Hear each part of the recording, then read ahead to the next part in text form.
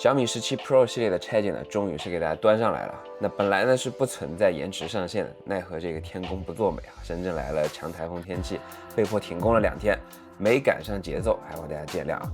好了，那废话不多说，我们只有开始。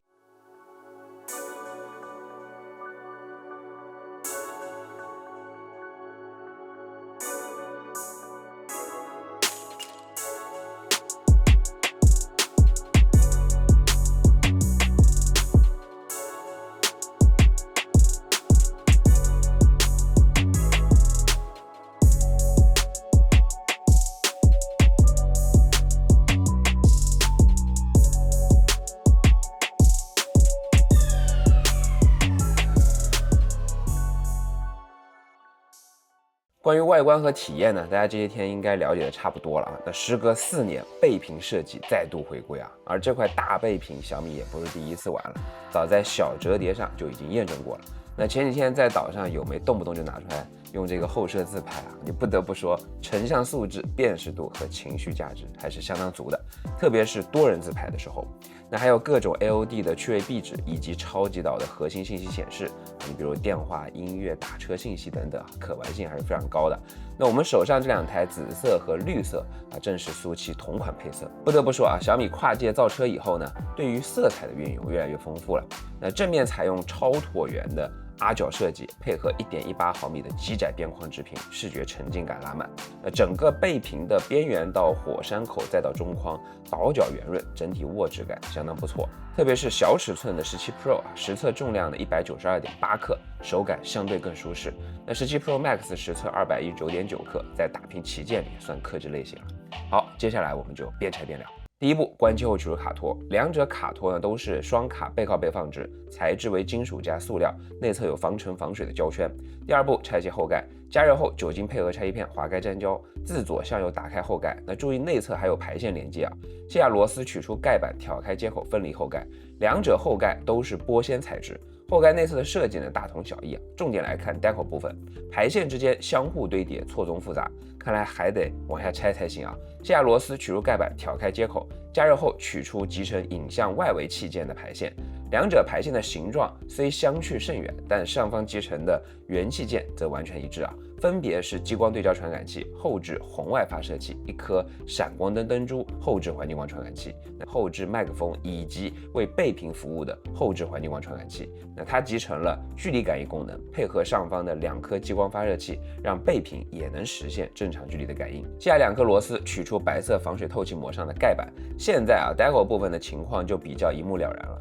那 Deco 的金属内衬通过多颗螺丝和粘胶固定在后盖上，防尘 BB 泡棉分布在后摄镜头4周。Max 的潜望比较特殊啊，泡棉直接粘在镜组上。后置环境光传感器、闪光灯灯珠、红外发射器、激光对焦传感器以及超广角镜头，配备白色塑料支架限位。Max 的 Deco 内侧呢有做阳极氧化处理，但 Pro 这边则是密密麻麻的 CNC 走刀痕迹。那2块大尺寸的白色防水透气膜，连同旁边的后置麦克风收声孔，一同通向 Deco 外侧的微缝开口。不同的是啊 ，Max 的微缝在右下角 ，Pro 呢则在正下方。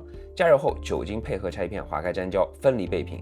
2块 OLED 背屏呢都来自华星光电，表面覆盖小米龙晶玻璃，尺寸上 Max 要比 Pro 的略大一点，均为120赫兹刷新率和全亮度的类 DC。实测2块背屏，无论是手动全屏还是强光激发亮度表现呢，都在一个水平线上。2块背屏内侧是全覆盖的铜箔，驱动板上覆盖抗干扰贴纸，触控 IC 还是有所区别的啊。Max 呢是汇顶的 GT9615V。Pro 呢则是敦泰的 FT3383。回到后盖，发现2者的金属 Deco 内衬呢其实都有做阳极氧化处理，但 Pro 内侧在阳极氧化后又做了一遍 CNC 啊，这才导致2者内侧的表面是有所区别的。第3步，拆卸主板。那2者都采用传统的3段式结构，最大的区别在潜望模组上。Max 的散热膜呢是从潜望一路向下覆盖到了底部扬声器。Pro 呢，则只有电池和底部扬声器有散热膜的覆盖。散热膜上的无线充电线圈，2者都支持50瓦的功率以及20瓦的无线反充。NFC 线圈受背屏背面全覆盖铜箔的影响，只能安排在了充电线圈的外侧。那使用体验上肯定不如之前在顶部来的那么顺手。卸下主板区域的所有螺丝，取出主板盖板，两块盖板材质呢都是金属加塑料，内侧的压紧填充泡棉都有配备。电池位置的散热膜向上延伸至主板核心发热区域，使两片散热膜的面积呢都超过了5000平方毫米。当然 Max 的尺寸还是要略大一点的。揭开散热膜下方的金属片，同样可以提供一定的散热能力。那随后挑开多根同轴线，取出后摄模组四周的支架。Max 的支架个头更大一点，两者上方呢都设计有激光成型天线。Max 这边呢之所以有同轴线伸出，是因为背后还固定着一块天线小板，而 Pro 小板呢还需要继续往下才能拆出。来到主体部分啊，安卓阵营首个 L 型碟片电池就在眼前了。顶部突出的部分呢为 Max 增加了620毫安时，Pro 增加的还要更多一点啊，有720毫安时。挑开两个电池接口进断电，随后挑开主板上的所有接口，取出所有摄像头。两者的主摄和潜望都配备有金属防滚架。翻到背面 ，Pro 的所有镜头都覆盖铜箔 ，Max 呢则是散热膜和铜箔混搭。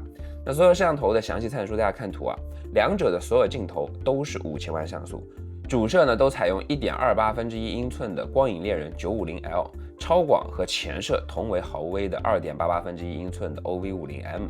唯一的区别呢在潜望长焦上，两者虽然都是115毫米焦段，但在 CMOS 尺寸上 ，Max 的三星 GN8 是要大于 Pro 的 GN5 的。其次呢是 Max 潜望采用一次反射方案 ，CMOS 竖立在模组侧边，而 Pro 则是和之前见过的键式潜望结构类似。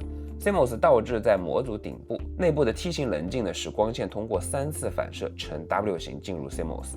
多次反射光路的一大优势啊，就是可以缩小模组体积。另外呢，小米还通过浮动镜组实现了更近的对焦距离。那小米17 Pro 长焦最近对焦距离是20厘米，17 Pro Max 呢是30厘米啊。那除此之外，两者的主摄镜片还有逐片镀膜来提高光学素质。取出顶部扬声器，两者都采用 AAC 瑞声科技全金属封装的10141规格，内部填充有 N-Base 声学增强材料。那性能上低频比上代搭载的1014B 提升超过2dB。取出主板 ，Max 采用双层叠板设计 ，Pro 更是叠到了3层啊，那成为小米手机史上投影面积最小的主板。实测呢只有1343平方毫米，相比上代的小米15大幅压缩了，那十分接近 iPhone 16 Pro Max 的投影面积了。两者主板的 PCB 都来自鹏鼎控股 ，Max 的下层板使用0.52毫米板材 ，Pro 更薄啊，只有0.47毫米。所有后摄都和主板错开放置，长时间录像时不会有明显的积热问题。接口四周没有发现防护措施，部分小元件有做封胶保护。顶部麦克风集成在主板上 ，Pro 主板正面的屏蔽罩上呢，还有一片散热膜覆盖 ，Max 呢则没有啊。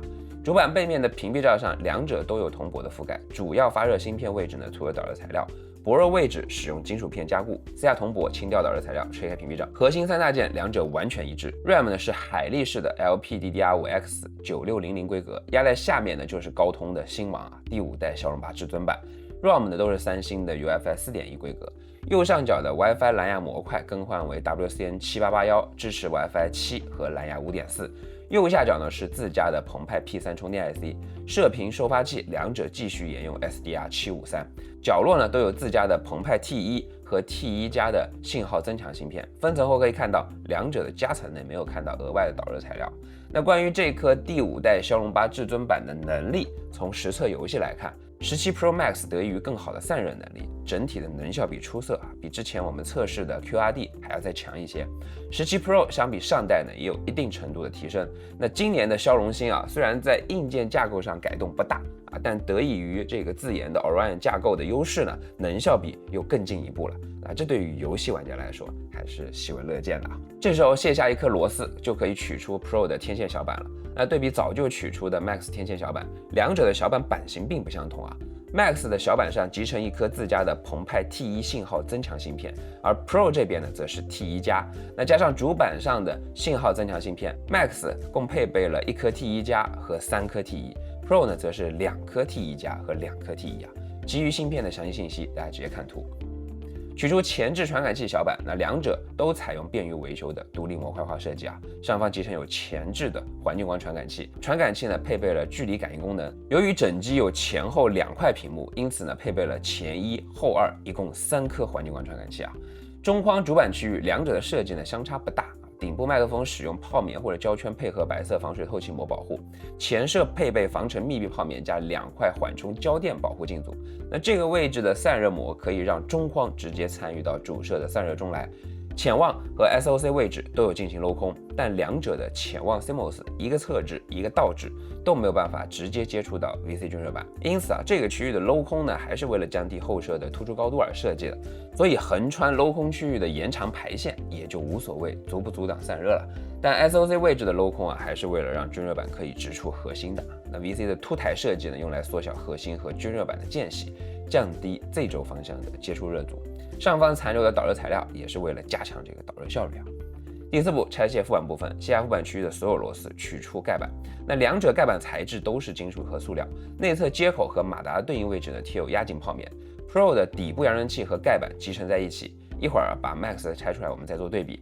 挑开副板上的所有接口，取出副板，两块副板的接口和小元件四周都没有发现防护措施，薄弱位置呢都有金属片的加固，上方都集成有2颗底部麦克风。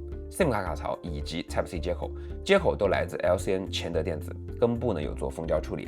内侧配备了防尘防水的胶圈，都采用5Gbps 速率的 USB 3.2 近1规格，那支持 DP 视频输出，速率相比上代是有所缩水的，但是有线反充的功率提升到了22.5瓦，临时补电的可用性更高。两者都配备了4颗麦克风，延续上代的优良传统。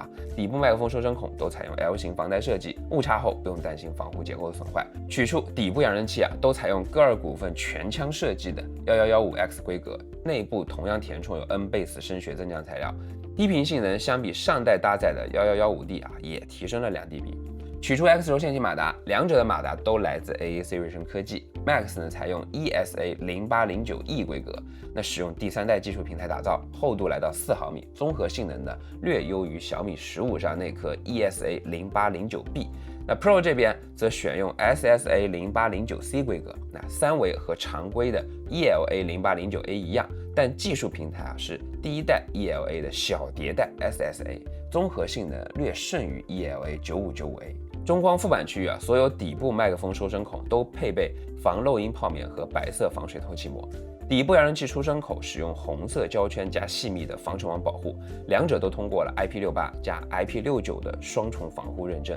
但 Max 过了6米水深的 IP68，和 iPhone 17 Pro Max 一个标准Pro 呢则为4米水深的 IP68。第5步，拆电池，电池有快拆设计，采用单电芯双接口方案。为了提高空间利用率电池更换为了 L 型的碟片结构，含硅量也进一步提升到了16%，那使 Max 的容量来到7500毫安时。那即便是小尺寸的 Pro 也有6300毫安时，都来自东莞新能德，必须是自家的 ATL 电芯。4家电池保护板上的绝缘贴纸，保护板采用 SIP 系统级封装，内部集成有澎湃 GL 电池管理芯片。电池的详细参数大家看图那由于是异型电池，能量密度呢，我们通过投影面积乘电池标注的包装厚度来计算。之前所有异型电池呢都是用这个方法计算的。Max 的电池来到了夸张的902瓦时每升左右 ，Pro 也有876瓦时每升。那 Max 成为我们拆过的手机中开创900俱乐部的选手Pro 呢也拿到了并列第3的好成绩。包装内都附带了100瓦的快充头，实测峰值功率 Max 呢是80.1瓦 ，Pro 呢峰值功率略高一丢丢有80.2瓦。Max 1到100充电用时41分钟 ，Pro 呢1到100充电用时47分钟。最后一步，拆屏幕，加热后酒精配合拆漆片划开粘胶，分离屏幕。两者屏幕都来自华星光电，都使用最新一代的 M10发光材料。Max 表面覆盖抗跌落性能更加优异的小米龙晶玻璃 3.0，Pro 呢则还是第1代的小米龙晶玻璃调光方面都采用全亮度类 DC 调光加2160赫兹的高频 PWM 调光，再配合原偏正光技术的加持呢，实现更好的护眼效果。另外，这次发布会上重点强调的超级像素技术确实是有点东西的。简单来说呢，就是每一个像素都拥有独立的红、绿、蓝、紫像素，它不需要再借用相邻子像素，也就没有了折损。Max 的分辨率实际上是低于 Pro 的，但得益于超级像素技术，用更低的1200P 的分辨率，就实现了肉眼下真2K 屏幕清晰度相当的水准并且功耗还要更出色。那实测手动全屏亮度 Max 要比 Pro 略高一点，但在强光激发后 Pro 又反败为胜，10%的窗口下，两者都突破了3200尼特。两块屏幕背面都有全覆盖的铜箔，铜箔上的散热膜呢还是 Max 要大一点啊，有3300多平方毫米 ，Pro 这边呢则不到2500平方毫米。中间的指纹模组均采用汇顶科技新一代的超声波指纹方案。那这次的方案是有升级的，大家知道啊，我们是做膜的嘛，这次在试贴的时候发现啊，对于钢化膜的指纹解锁体验是有明显提升的。那需要贴膜的朋友呢，可以去光顾一下我们的淘宝店铺。驱动板上覆盖抗干扰贴纸，屏幕边缘都使用了 LIPO 封装工艺啊，来让这个边框变得更窄。触控 IC 两者都是上代同款的新思 S3910V。中光上 Max 贴有一片面积接近6000平方毫米的散热膜 ，Pro 的尺寸呢要小一点啊，在4600平方毫米左右。散热膜特意露出了 SOC 的对应位置，配合 VC 的下凹设计，防止核心发出的热量直接传导至屏幕侧，形成局部高温。超声波指纹模组的对应位置也有类似的避让，并且在指纹模组的对应位置和四周贴上了泡棉来防止 VC 和指纹硬碰硬损坏。底部 DDIC 位置也有相同的照顾。4+散热膜就能看到两块不锈钢材质的环形冷泵 VC 了。Max 的面积来到了5533平方毫米 ，Pro 这边也有4637平方毫米，那依旧是3D 环形冷泵的方案。至于表面颜色差异是因为不同供应商钝化工艺不同导致的，那核心材质都是不锈钢，这个没有问题。从单体 VC 的结构设计来看相比 iPhone 17 Pro 系列上的那块，绝对是存在待机优势的。边框继续沿用4微曲包裹式设计，握持舒适不硌手。那最后的中框总成采用目前中高端手机标配的纳米注塑加 CNC 一体成型方案边框和内框都是铝合金材质。好了，拆解就到这里Pro Max 呢，整机有5种，共26颗螺丝 ，Pro 呢更多一些有5种，共31颗螺丝。那看完小米17 Pro 系列的拆解，大家有何感受欢迎在弹幕或者评论区呢，先分享一下你的看法。那我相信肯定会有人吐槽一些问题，但给我的感受是小米终于不再玩传统那套所谓的水桶旗舰了。那事实上，只要是产品，就一定存在取舍逻辑。那关键看厂商如何来定义用户需求。那现在的机圈本就枯燥乏味再搞什么全方位升级，到用户口中或许就是感知不强了。那显然，小米在17系列上开始转向真实的用户场景，给到了一些实用且具备情绪价值的体验。超大背屏、超大容量的电池，还有超级像素技术，从功能到核心技术都在解决实际用户痛点，也做到了和 iPhone 17系列上那颗前摄一样的可以念念不忘、口口相传的特色体验这显然不是部分人口中的组装厂，而是面向高端的一次蜕变。当然，小米一直坚持的性价比依旧具备，对比隔壁的17系列还是有一定优势的。所以大家最后是选择了哪款17呢？好了，以上就是本期视频的全部内容。我是欧斌。小米17标准版的拆解节前不会安排了，我们打算直接和后面友商的标准版凑齐来一期横屏拆解。那么我们下期想拆再见。